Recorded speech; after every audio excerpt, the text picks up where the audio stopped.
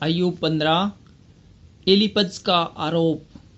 तब तेमानी एलीपज ने कहा, क्या बुद्धिमान को उचित है कि अज्ञानता के साथ उत्तर दे या अपने अंतकरण को पूर्वी पवन से भरे? क्या वह निष्फल वचनों से या व्यर्थ बातों से वाद विवाद करे, परंतु परमेश्वर का भय मानना छोड़ देता और परमेश्वर पर ध्यान लगाना औरों से छुड़ाता है?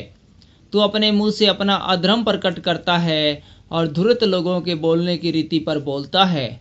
मैं तो नहीं, परंतु तेरा मुंह ही तुझे दोषी ठहराता है और तेरे ही वचन तेरे विरुद्ध साक्षी देते हैं।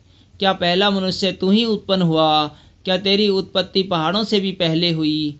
क्या तू परमेश्वर की सभा में बैठा सुनता था? क्या बुद्धि का ठेका तूने ही ले रखा है? तू ऐसा क्या जानता है जिसे हम नहीं जानते? तुझ में ऐसी कौन सी बात है जो हम में नहीं? हम लोगों में तो पक्के बाल वाले और अति पुराने मनुष्य हैं, जो तेरे पिता से भी बहुत आयु के हैं। परमेश्वर की शांतिदायक बातें और जो वचन तेरे लिए कोमल है, क्या वे तेरी दृष्टि में तुच्छ है? तेरा मन क्यों तुझे खींच ले जाता है और तू आंखों से क्यों सेन करता है? तू भी अपनी आत्मा परमेश्वर के विरुद्ध करता और अपने मुंह से व्यर्थ बातें निकालने देता है। मनुष्य क्या है कि वह निष्कलंक हो, या जो स्त्री से उत्पन्न हुआ वह क्या है कि निर्दोष हो सके? देख, वह अपने परिजनों पर भी विश्वास नहीं करता और स्वर्ग भी उसकी दृष्टि में निर्मल नहीं। फिर मनुष्य अधिक घिनौना और भ्रष्ट है, जो कुटिलता को पानी के समान पीता है।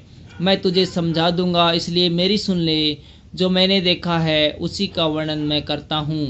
वही बातें जो बुद्धिमानों ने अपने पुरखाओं से सुनकर बिना छिपाए बताया है। केवल उन्हीं को देश दिया गया है और उनके मध्य में कोई विदेशी आता जाता नहीं था। दुष्ट जन जीवन भर पीड़ा से तड़पता है और बलात्कारी के वर्षों की गिनती ठहराई हुई है।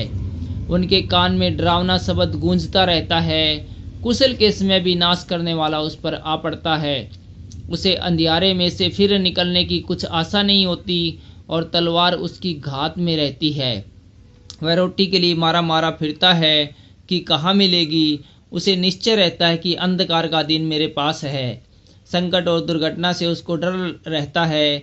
ऐसे राजा के समान जो युद्ध के लिए तैयार हो, वे उस पर प्रबल होते हैं, क्योंकि उसने तो परमेश्वर के विरुद्ध हाथ बढ़ाया है और सर्वशक्तिमान के विरुद्ध वह ताल ठोंकता है और सिर उठाकर और अपनी मोटी मोटी ढालें दिखाता हुआ घमंड से उस पर धावा करता है, इसलिए कि उसके मुंह पर चिकनाई छा गई है और उसकी कमर में चर्बी जमी है और वह उजाड़े हुए नगरों में बस गया है, और जो घर में रहने योग्य नहीं और खंडहर होने को छोड़े गए हैं उसमें बस गया है। वह धनी न रहेगा और न उसकी संपत्ति बनी रहेगी और ऐसे लोगों के खेत की उपज भूमि की ओर न झुकने पाएगी।